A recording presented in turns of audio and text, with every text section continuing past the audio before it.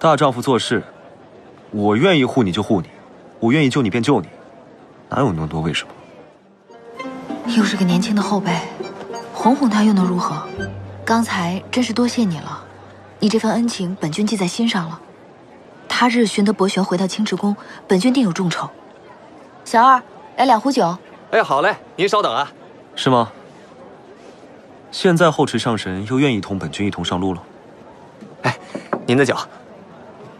你我相识至今，并无任何过分算计。之前是我气过了头，所以口不择言了。我在你心里，是不是一直都是一个自大、冲动甚至幼稚之人？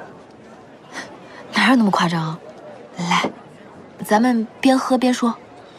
反正横叔你心里都是寻找伯玄最为重要，就如同你所说的，咱们各走各的，本君也不喝你这酒。还来劲了。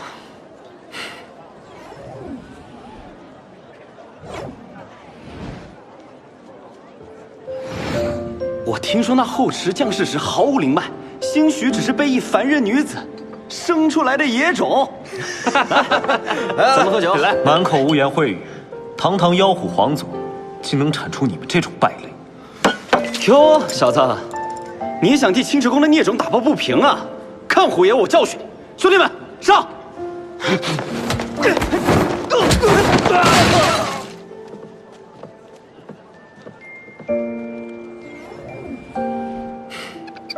笑什么笑？我才没有担心他，我只是想快点找到伯玄。你还小，还不快跟上！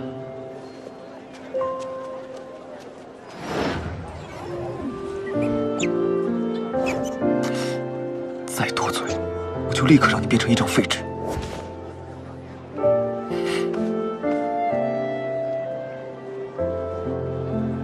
你为何这么做？什么？你我非亲非故，也无交往。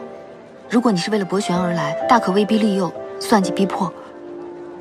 可你却数次救我，甚至为了青池宫的颜面大打出手，倾慕上君。你为何要这么做？什么？为什么这么做？大丈夫做事，我愿意护你就护你，我愿意救你便救你，哪有那么多为什么？可我不愿欠别人人情，而且我也不在乎他人的看法。这些年被骂的早就听惯了，你以后也不必。可我在乎。我见不得你受人非议，我见不得有人欺你辱你，更见不得你明明心里很委屈，却装成什么都没发生的模样。日后有我在你身边的一天，我便要管一天，因为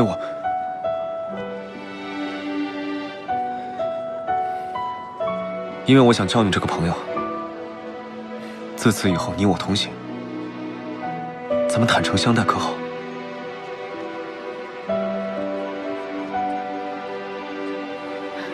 幼稚。你不过比我虚长几岁，凭什么说我幼稚？